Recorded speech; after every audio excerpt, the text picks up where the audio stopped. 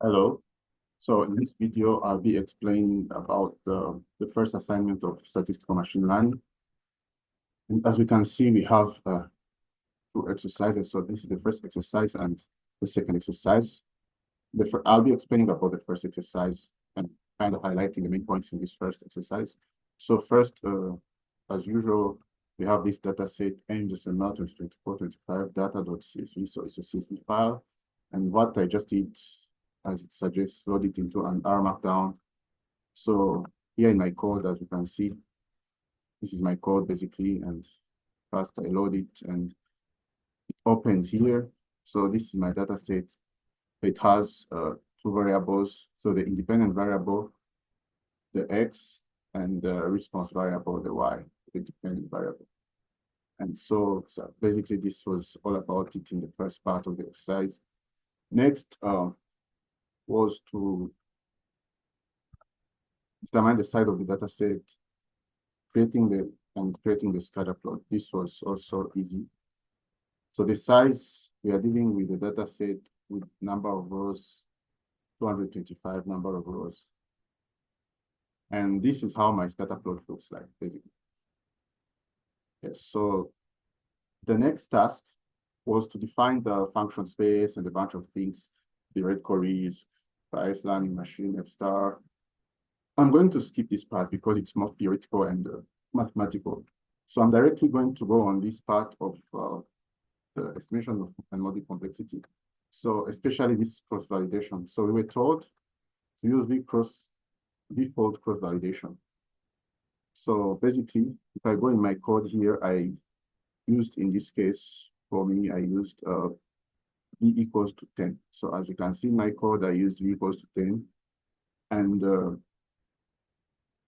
so how is this default cross-validation works? If I try to open some of the notes in machine learning, so this is how v cross-validation works. So the blue means the test set, and the white means the training set. So I have 10 folds, right? So in those 10 folds, I'm going to remove one and then train these guys. And then when I'm doing my test set, I'm going to include the one that I removed to see how my machine is performing without the one that I had removed. And then I do it for every fold. So this is for the first one. And then in the next step, I also remove the second and I train the remaining ones without including the second, and so on and so on. So this is what basically this code of mine is doing. First, I created the function cross-validate, takes in 3 inputs, the aims data set that you have, the P. So the P is the degree of my polynomial. So in this case, I use the polynomial class of my functional space. And then I fit my polynomial model of the MP, basically. Yes, and I calculate the predictions and the error. And then what this function will return, it will return the mean errors, as you can see.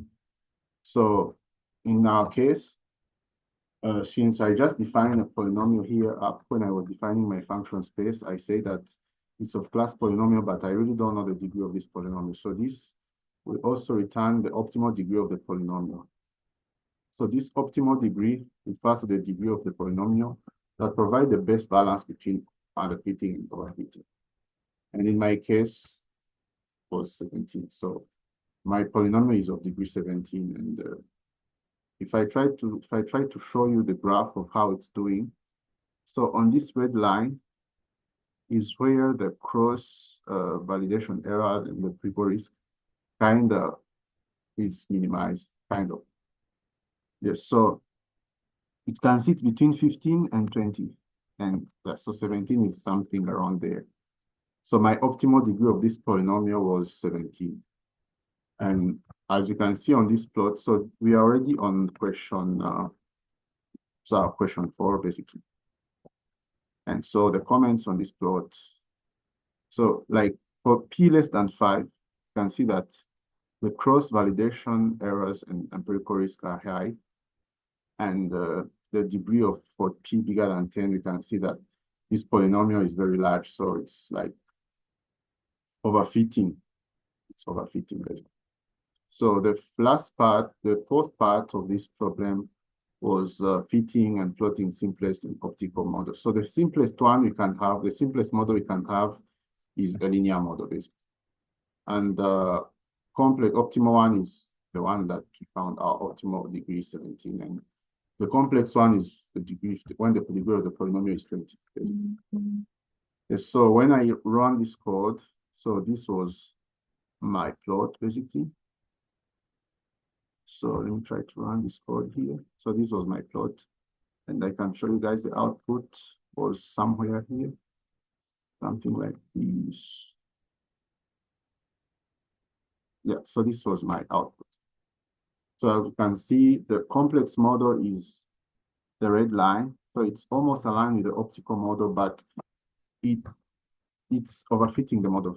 Overfits the model, and so it's not good at making predictions. And so the linear model, of course, but it's still better than the simplest model. Yes.